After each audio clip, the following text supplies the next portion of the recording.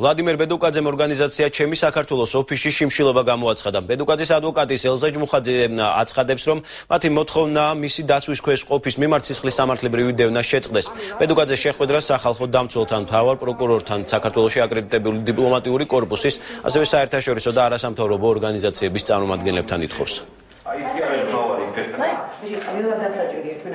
შეხვედრის მიზანი არის სწორედ ის, რომ ისინი დაინტერესდნენ სისხლის სამართლის საქმის მასალებით და იმ ფაქტით, რომ მიუხედავად იმისა, რომ არსებობდა მტკიცებულებები, არის მზაობა, რომ ამ მიმართულებით იქნეს მიცემული ჩვენებები და მოპოვებული მტკიცებულებები, ამის სისურველი არ გამოუჩენია გამოძიებას. და ეს გასაგებიც არის ჩვენთვის, იმიტომ რომ გამოძიებას აწარმოებდნენ ისევ ის ადამიანები, ვინც ამ საქმის გამოძიება დაიწყო თავიდან და საქმის ფაბრიკაცია მოახდინა, რაც საქართველოს მთავრობამ პროკურატურამ გახსნა დანაშაული და დაერქვა ამას სახელი, რომ ამას კურირებდა ზურაბ ადეიშვილი.